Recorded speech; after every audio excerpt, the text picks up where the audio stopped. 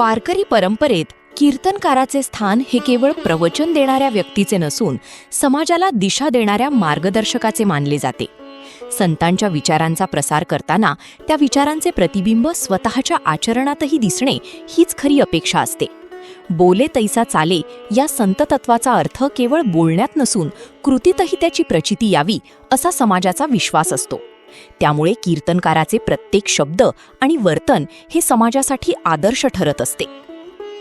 समाज एखाद्या व्यक्तीला सहज उंचीवर नेत नाही. अनेक वर्षांच्या सातत्यपूर्ण कार्यातून, लोकांच्या विश्वासातून आणि संयमातूनच एखादी व्यक्ती लोकमान्यता मिळवते. लोक केवळ ऐकत नाहीत, तर त्या व्यक्तीवर विश्वास ठेवतात, आदर देतात आणि प्रसंगी पाठीशी उभे राहतात. मात्र हाच समाज जेव्हा प्रश्न विचारतो किंवा टीका करतो, तेव्हा त्यामागे द्वेष नसतो, तर अपेक्षाभंगाची भावना असते. अशावेळी संयम राखणे, शांतपणे उत्तर देणे आणि आत्मपरीक्षण करणे हेच खऱ्या मोठेपणाचे लक्षण मानले जाते. संत ज्ञानेश्वर, संत नामदेव आणि संत एकनाथ यांसारख्या संतांनी आपल्या आयुष्यात अनेक अडचणी, अपमान आणि विरोध सहन केले. तरीही त्यांनी कटुतेचा मार्ग स्वीकारला नाही. उलट त्यांनी अधिक संयम, प्रेम आणि सहिष्णुतेने समाजाला योग्य दिशा दिली. हीच वारकरी परंपरेची खरी ओळख आहे.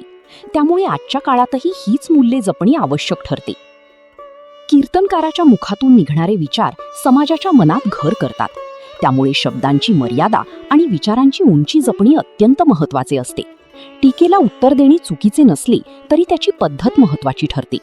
कठोर शब्दांचा वापर केल्यास त्याचा परिणाम केवळ व्यक्तीवर नाही, तर त्यांच्या प्रतिमेवरही होतो.